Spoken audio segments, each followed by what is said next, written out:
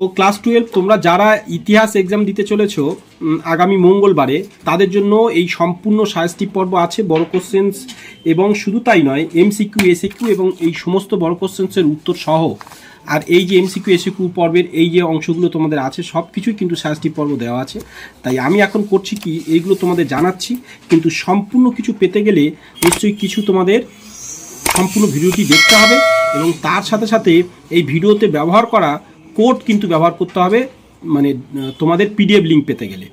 আপাতত তোমরা most important দেখো, জাদুঘর লোককথার মধ্যে একটা 100% তোমাদের পড়ছে, আর এখান থেকে 2 আর 3 দাগের যে প্রশ্নগুলো আছে, অর্থাৎ হবসন লেনিন তত্ত্ব, উপনিবেশিকতাবাদ বা সাম্রাজ্যবাদ, এর মধ্যে নতুন বিশ্ব, এই যে এটা, আর বি অবনিবেশীকরণ কি, অথবা ভারতের পঞ্চবার্ষিকী, তো এই পার্টের মধ্যে দুটো পড়বে।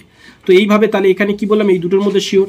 আর বাকি কোশ্চেন্সগুলো একবার দেখে নাও কোনগুলো মোস্ট ইম্পর্টেন্ট, এগুলোই কিন্তু তোমাদের সত্যি সত্যি। আর এইগুলো আমাদের যে ছেলেদের মানে যে উত্তরগুলো দেওয়া আছে, সেটা কোন পাতায় কত নম্বর পাতাতে এর উত্তরগুলো আছে সেটা দিয়ে রাখা এরকম।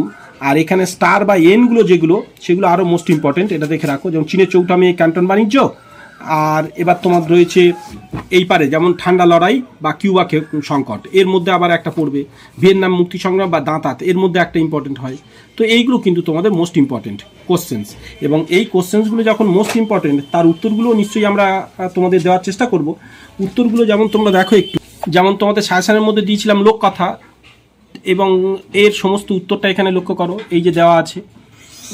এবং বাকি অংশটুকু ধীরে ধীরে যাচ্ছি, তোমরা পজ করে থেমে থেমে উত্তরগুলো দেখো, তো যাদের প্রয়োজন তোমরা এইভাবে দেখতে পারো। আর যদি তোমাদের দরকার পিডিএফ, তাহলে কিন্তু সম্পূর্ণ ভিডিওটি দেখতে হবে, এবং আরও একটি শর্ত, যেটা তোমাদের সাবস্ক্রাইব করতে হবে, এবং তারপরে তোমরা ওই পিডিএফ লিঙ্ক যাবে যেখান থেকে এই যে হবসন লেনিন তথ্য, ঠিক আছে? তো যেখান থেকে তোমরা জাদুঘর একটু পরে দেখাচ্ছি তোমাদের, যাই হোক, তো কথা শোনো। এখন ওই যে গুগল ড্রাইভ লিঙ্কে গিয়ে আমি এই ভিডিওতে যে কোড ব্যবহার করব, সেই কোডটি সম্পূর্ণ তোমাদের ব্যবহার করতে হবে, এবং তার সাথে সাথে কিন্তু সাবস্ক্রাইব করবে। তো দেখো এখানে হবসন লেনিনের বাকি অংশ দেখো,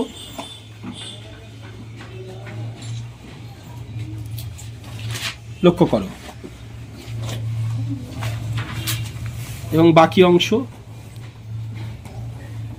আর পরে এটাও কিন্তু এই সাজেশনের মধ্যে দেওয়া আছে, পরপর সাজেশনের মধ্যে যেগুলো দেওয়া আছে এবছর, যেমন নতুন বিশ্ব বলেছিলাম, মনে আছে? তো দেখো এই নতুন বিশ্ব সব কিন্তু এই সাজেশনের মধ্যে দেওয়া আছে, এবং জাদুঘর আমি তোমাদের দেখাচ্ছি বাকিগুলো। যারা এখনও পর্যন্ত রেডি করতে পারোনি বা কোনগুলো ইম্পর্টেন্ট ভাবছো, তো তাদের জন্য দেখো এটা হচ্ছে সরি মোস্ট ইম্পর্টেন্ট। এবং আমি যদিও ক্লাসে বসে বসে তোমাদের ভিডিও করছি, এবং একটা চেয়ারে রেখেই ভিডিওগুলো করছি, তো ফলে ভিডিও কোয়ালিটি নিয়ে ভেবো না, নয়েজ আসছে, এবং জাস্ট তোমাদের এক্সামে যাতে সুবিধা হয় সেইটুকুই করছি, ব্যাস। পরবর্তী অংশ একটু আমরা দেখে নিই, আরও এরপরে কী কী কোশ্চেন্স আছে তোমরা একটু দেখো। দেখো জাদুঘর তোমাদের বলেছিলাম, জাদুঘর দেখো, এখন জাদুঘর লক্ষ্য করো, দেখো। তো এই জাদুঘর আর লোককথার মধ্যে কিন্তু একটা তোমাদের পড়বে বড় কোশ্চেন্স, নিশ্চয়ই তোমরা বুঝতে পারছো। দেখো জাদুঘরের উদ্দেশ্য, গুরুত্ব, এইসবগুলো দেওয়া আছে এখানে।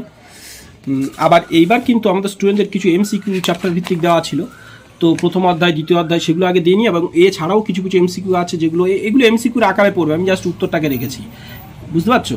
তো এগুলো কিন্তু কিছু কিছু এমসিকিউ, মোস্ট ইম্পর্টেন্ট এমসিকিউ, যেগুলো তোমরা লক্ষ্য করো, মানে অধ্যায় ভিত্তিক কিন্তু এমসিকিউ। যেমন দেখো এইখানে দেখো, যেমন এই দ্বিতীয় অধ্যায় তার কিছু কিছু আছে। তো যাই হোক, এই এমসিকিউ তোমরা অন্তত করে নিতে পারবে আশা করছি, সেটা কোনো একটা সমস্যা হবে না। এবং তৃতীয় অধ্যায় যেমন দেখো, এখানে কিছু কিছু এমসিকিউ এরকম করে দেওয়া আছে। তো যাই হোক, আমি এই এমসিকিউ নিয়ে আর সময় নষ্ট তোমাদের করবো না, আমি কিছু কিছু বাকি বড় কোশ্চেন্সের উত্তরগুলো, যেমন এই ঔপনিবেশিকতাবাদ, সাম্রাজ্যবাদ যেটা বলছিলাম একটু আগে, ওই প্রশ্নের মধ্যে আছে না, সেইটার দেখো এই প্রশ্ন, তার এটাই উত্তরটা সম্পূর্ণ লক্ষ্য করো।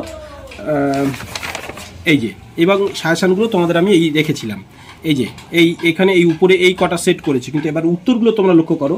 এই যে কিউবার ক্ষেপণাস্ত্র এখানে দেখো, তার পরবর্তী অংশ দেখো, কিউবার ক্ষেপণাস্ত্র দেখো, এইটা দেখো, এবং সব কিন্তু এই সাজেশনের মধ্যে, এই যে সাজেশনের মধ্যে দেখো না, কিউবার সংকট, যে ক্ষেপণাস্ত্র সংকট, সেটার উত্তরগুলো বাকিটা দেখো, এবং পরবর্তী অংশ দেখো। আর তোমরা হয়তো মনে হতে পারে যে স্যার আগে দিলে ভাট হতো, অলরেডি চ্যানেলে কিন্তু আগে দেওয়া ছিল, তোমরা যারা পরে পরে এসছো, মল্লেমিন্টের শাসন সংস্কার, যেটা কিন্তু আমি সাজেশনের মধ্যে রেখেছি, দেখো এখানে এগুলো কিন্তু সব কিন্তু পরপর সাজেশনের অংশ, ঠিক আছে? তো এইবার দেখো পরের অংশটাকে দেখো, আমরা সাজেশনের বাকি অংশগুলোকে একটু দেখে নিই। এবং খুব ধীর গতিতে যাব না নিশ্চয়ই, কারণ তোমরা তোমাদের যাদের প্রয়োজন যেটা যে নোটসটা নেই, যেমন ক্রিপস মিশনের ব্যর্থতার কারণ, তোমরা সেগুলো কিন্তু একটু থেমে থেমে কিন্তু করে নিও, অর্থাৎ পজ করে থেমে থেমে সেগুলো একটু দেখে নিও। আর যদি প্রয়োজন হয় তোমরা সম্পূর্ণ ভিডিওটি কিন্তু দেখতে হবে। চতুর্থ অধ্যায় দেখো চীনের চৌঠা মে, যেটা কিন্তু এবছরের জন্য মোস্ট ইম্পর্টেন্ট, কিন্তু চৌঠা মে দেখে নাও। দেখো যেহেতু 23 সালে এটা আসেনি, তাই বছরও কিন্তু এটা কার্যকরী।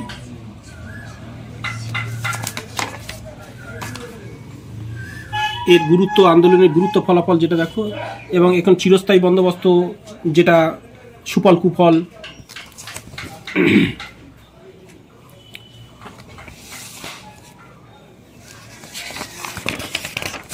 আচ্ছা, পঞ্চবার্ষিকী পরিকল্পনা বলেছিলাম না, এটা কিন্তু গত 2 বছর আসেনি কিন্তু, অর্থাৎ এবছর কিন্তু তোমাদের ইম্পর্টেন্ট হতে পারে। মল্লমিন্ট সংস্কার একটু আগে দেখালাম ওই খাতা থেকে, ফের দেখো এখানে আরেকবার দেখিয়ে দিচ্ছি তোমাদের। তো লক্ষ্য করো, এই যে পঞ্চবার্ষিকী পরিকল্পনা, যে বাজেট পেশ, সেগুলো তোমাদের কিন্তু আরও একবার দেখে রাখবে সবাই। দেখো ক্রিপস মিশন ব্যর্থ হওয়ার কারণ একটু আগে কিন্তু আমরা ওই প্রশ্নে তোমাদের দেখিয়েছিলাম, তবুও ফের আরেকবার দেখাচ্ছি। তবে এখানে খুব আবছা, জানো, এখানে তোমাদের বুঝতে একটু সমস্যা হবে, তবু আমি যতটা জেরক্স থেকে তো দেখানো, তাই যতটা কাছে সম্ভব নিয়ে রেখে তোমাদের দেখাচ্ছি। এবং চীনের চৌঠা মে একটু আগে তোমাদের দেখিয়েছি, তবুও যাদের এর সমস্যা হচ্ছে সেটা দেখে নিতে পারো, এবং বাকি অংশ আমরা তোমাদের বলছি। দেখো খাতা থেকে দেখিয়েছিলাম, চীনের চৌঠা মে কিন্তু এবছরের জন্য ইম্পর্টেন্ট কোশ্চেন্স একটা। এবং ভিয়েতনাম মুক্তিযুদ্ধ, এটা কিন্তু দেখে যাবো সবাই। এই ভারতীয় ইস্ট ইন্ডিয়া কোম্পানি রেলপথ ব্যবস্থা, রেলপথের সুফল কুফল। আর ভিডিও পর্বে অপেক্ষা করো, আমি একদম সমস্ত কিছু এই যে সায়েন্স পর্বের মধ্যে দেখো তোমরা, শেষে কিন্তু আমি মোস্ট ইম্পর্ট্যান্ট 2টি বা 3টি কোশ্চেন্স তোমাদের যেগুলো বলবো, সেগুলো 100% আসার চান্স, সেগুলো একটু দেখো।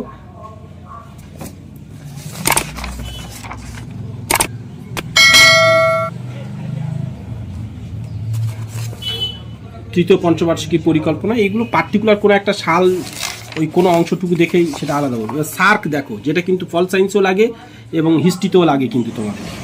সার্ক গঠনের উদ্দেশ্য এই সবগুলো কিন্তু, যদিও এর আর কোনো এখন ভূমিকা নেই, কোনো কাজই হচ্ছে না সার্কের।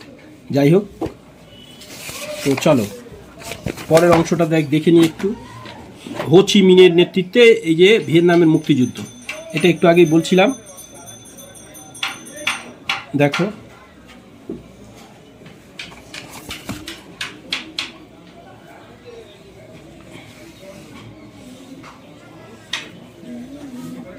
তো এগুলো কিন্তু আমাদের স্টুডেন্টদের হাতে লেখা।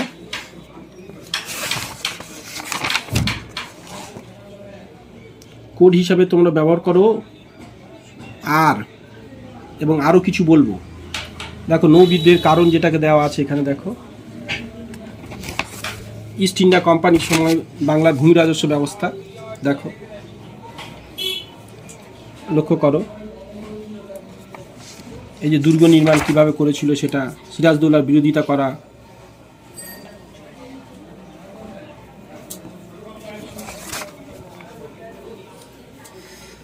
পলাশির যুদ্ধ আর কি। হ্যাঁ,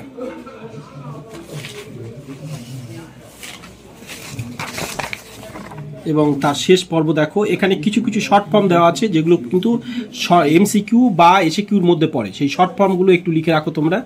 যেটা এইবার তোমাদের যেটা জানাবো, এই যে সায়েন্স পর্বের মধ্যে আমি তোমাদের আরও কয়েকটা সব থেকে গুরুত্বপূর্ণ বলে রাখছি, এবং ভিডিও শেষের দিকে আরও জানাবো। যেমন জাদুঘর লোককথার মধ্যে একটা 100% পড়বে, একটু অপেক্ষা করো, এবং আরও একটা তোমাদের জানাবো। এবং এছাড়া তোমাদের যেটা জানাবো, যে এখানে কিছু কিছু কোশ্চেন্স বাকি ছিল, সেটা একটু তোমাদের জানিয়ে দিই। এই যে এইটা কিন্তু খুবই ইম্পর্টেন্ট, মধ্যবিত্ত শ্রেণীর উদ্ভব, যেটা দেখো এইখানে ডিরেজিওর নেতৃত্বে, যেমন দেখো এটা খুব একটা না, তবুও নববঙ্গ আন্দোলনের যেটা এখানে দেখো, এইখানে জালিয়ানওয়ালাবাগের হত্যাকাণ্ড আমি কিন্তু শাসনের মধ্যে রেখেছিলাম। যেমন এই আরেকবার তোমাদের জন্য রাখছি, এটা দেখো জালিয়ানওয়ালাবাগের হত্যাকাণ্ড কিন্তু শাসনের মধ্যে রেখেছিলাম। মন্টেগু চেমসফোর্ড দেখো এখানে শাসন সংস্কার, তো এটা তো অনেক বড়। তো যেগুলো আমাদের নোটস রেডি করা হয়নি এবং স্টুডেন্টদের তখন সেগুলো গণপরিষদ, সংবিধান, এখানের মধ্যে ঠান্ডা লড়াই তোমাদের দেখিয়েছি কিন্তু আমি। জোট নিরপেক্ষ নীতি, এটা দেখো এই 2020 সালে পড়েছিল এইচএসে। তো তারপরে দেখো সার্ক তো তোমাদের আমি দেখিয়েছি আমাদের জেরক্সের মধ্যে। এইবার যেটা যাব তোমাদের মধ্যে এমসিকিউগুলোকে দেখো, মোস্ট ইম্পর্টেন্ট কিন্তু এগুলো এমসিকিউ, ভালো করে শোনো। জীবনের জলসাঘর কার আত্মজীবনী? মান্নাদের। দেখো এই যে প্রশ্নগুলো আমি যদিও জেরক্স থেকে তবু যতটা পারি কাছে রেখে তোমাদের দেখানোর চেষ্টা করছি। এগুলো কিন্তু ইম্পর্টেন্ট, লক্ষ্য করো এমসিকিউ, এগুলো কিন্তু ভালো করে তোমরা প্র্যাকটিস করে যাবে। এবং দেখো আমরা পরের পেজে চলে যাচ্ছি। দেখো পরের পেজে লক্ষ্য করো, দেখো এবং পার্ট বির উত্তরগুলোকে লক্ষ্য করো, মোস্ট ইম্পর্টেন্ট কোনগুলো। এবং তারপরের পর্ব যাই, দেখো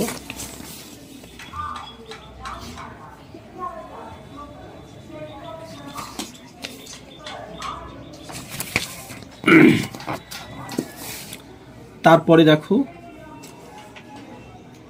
অধ্যায় ভিত্তিক প্রত্যেকটা আলাদা আলাদা করে মোস্ট ইম্পর্টেন্ট কিছু কোশ্চেন্স আমি করিয়েছিলাম স্টুডেন্টদের, সেগুলো এখানে দিয়ে রাখা। দেখো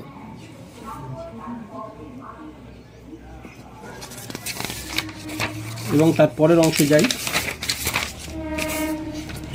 দেখো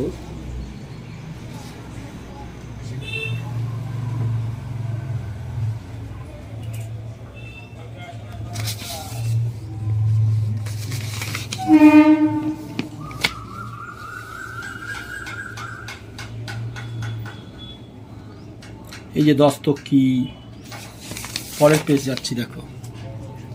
এবং পরের কোড আই,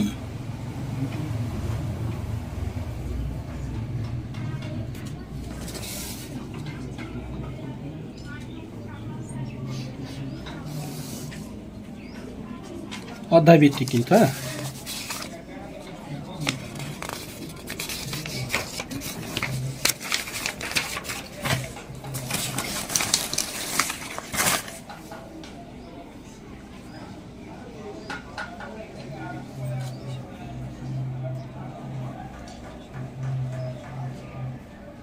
চলো পরের পেজ যাই আমরা।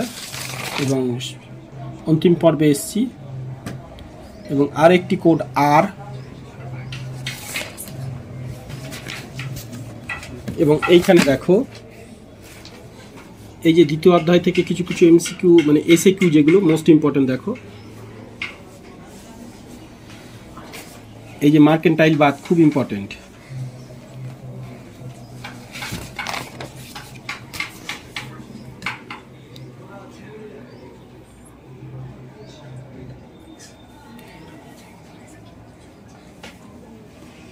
শ্বেতাঙ্গদের বোঝা,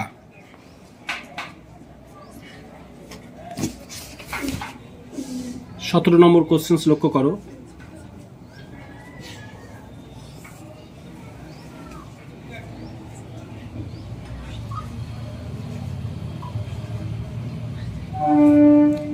পরের পেজ যাই একটু।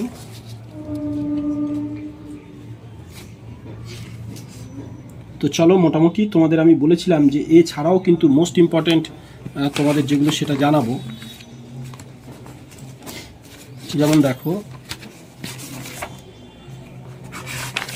যে তোমাদের বলেছিলাম যে জাদুঘর এবং লোককথার মধ্যে যেটা সেটা ইম্পর্টেন্ট, এবং এই 2-এর দাগ এবং 3-এর দাগের মধ্যে অর্থাৎ হবসন লেনিন তত্ত্ব, উপনিবেশিকতাবাদ বা সাম্রাজ্যবাদ, আর বি মানে অবনিবেশিকরণ, এই কটার মধ্যে আরও একটা 100% পড়ছে, দুটো হলো, ঠিক আছে। এবং এছাড়া তোমরা যেটা দেখতে পারো এর মধ্যে যেমন ভিয়েতনামের মুক্তিযুদ্ধ, দাঁতাত এবং কিউবা সংকট, এর মধ্যে একটা 100% তোমাদের পড়ছে। এছাড়া তোমরা এখানে দেখো ঠান্ডা লড়াই অথবা চীনের চৌঠা মে বা ক্যান্টন বাণিজ্য, এই যে রেলপথের বিস্তার যেমন দিচ্ছি, ক্যান্টন বাণিজ্য, এগুলোর মধ্যেও কিন্তু একটা তোমাদের 100% আসার চান্স। আর এই দুটো কোশ্চেন্সের মধ্যে একটা আসবে, এই যে দুটো কোশ্চেন্স, এই দুটোর মধ্যে একটা কিন্তু আসবে, নবজাগরণের প্রকৃতি আর এটাই। এছাড়া জালিয়ানওয়ালাবাগে করতে পারো, ভারত ছাড়ো, জালিয়ানওয়ালাবাগের হত্যাকাণ্ড, এগুলোই। তো চলো বেস্ট অফ লাক, সবার এক্সাম ভালো হোক। আমি পিডিএফগুলো রাখছি।